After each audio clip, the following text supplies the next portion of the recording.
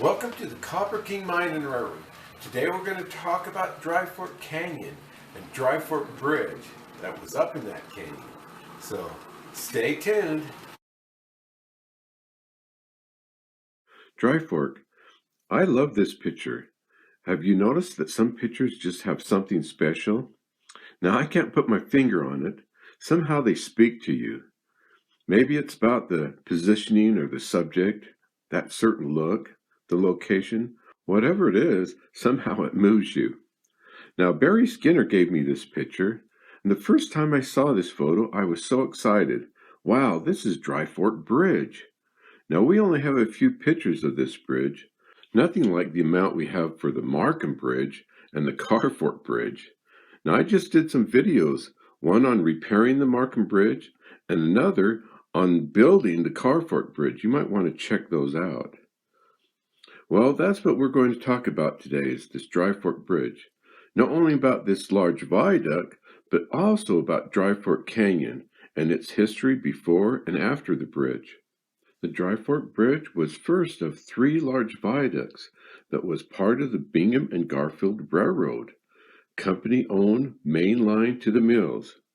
Now here's a map of that line, then a survey map of that line.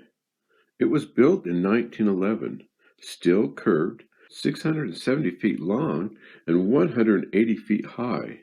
Years before the bridge, early history tells us that gold was found around this Dry Fork Canyon area.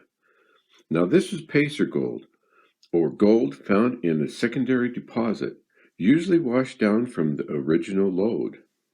The map shows Dry Fork Canyon to the left, and then look at all this placer gold. It's marked in yellow. The 1899 map shows Dry Fork Canyon.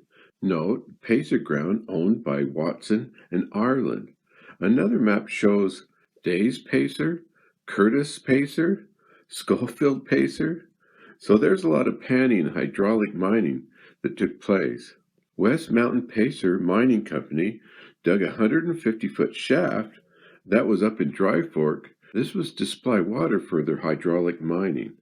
The Copperton Mill will later use that well for their operation. Utah Copper built the Copperton Mill to test the feasibility to process this low-grade ore to produce copper. Now we have some great pictures of this Copperton Mill. It was situated on the corner of Dry Fork and the main canyon. August 1903, the Copperton Mill started concentrating 300 tons of low-grade ore a day. By the time it closed, August 1910, it was processing 1,000 tons a day. The last overhead photo we have of the mill shows Dry Fork Canyon to the hazy left, and then a close-up of that area. Later pictures shows foundations of that old Copperton Mill, bottom right. We have a few of those. In 1941, they'll start construction on a new line to the mills, the Cross Canyon Connection. They'll start by building these two tunnels in the main canyon and then filling in around it. They will also fill in the entrance to Dry Fork Canyon. This will be the new route, eliminating that Dry Fork Bridge. So these are pictures of them filling in that entrance to the Dry Fork Canyon. This picture shows the old B&G line to the right, and then in the center of the picture you can see that new Cross Canyon connection. These pictures you can see that entrance to that Dry Fork Canyon all filled in. Now back to the Dry Fork Bridge. I have some letters talking about drilling for foundations for that bridge. The first letter was dated November 3rd, 1910. It was from the division engineer to the chief engineer about test holes for that Dry Fork Bridge. The November 4th, 1910 letter was to R.C. Gimmel, the assistant general manager. It was about finding solid rock on the side hills, digging down 8 feet. But the 10 piers on the bottom of the gulch, solid rock was encountered drilling 30 to 70 feet. They talked about using the same method as used on the Carfork Bridge, digging holes 9 foot square, then filling them with solid concrete.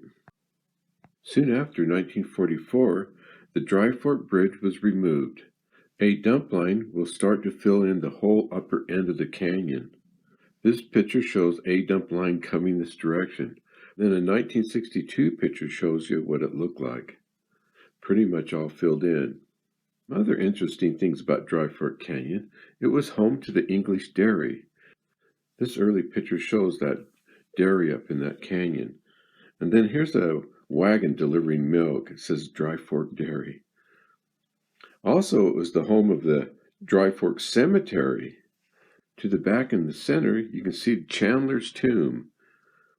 This is where they buried victims of that 1926 snowslide that was up in Highland Boy.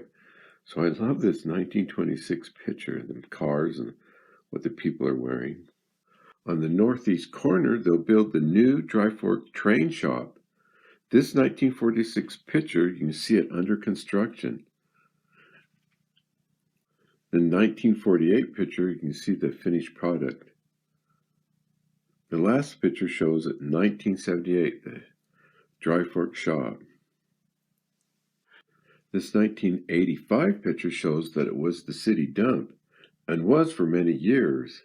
The same picture, you can also see it was the boneyard for all the old trains and other equipment.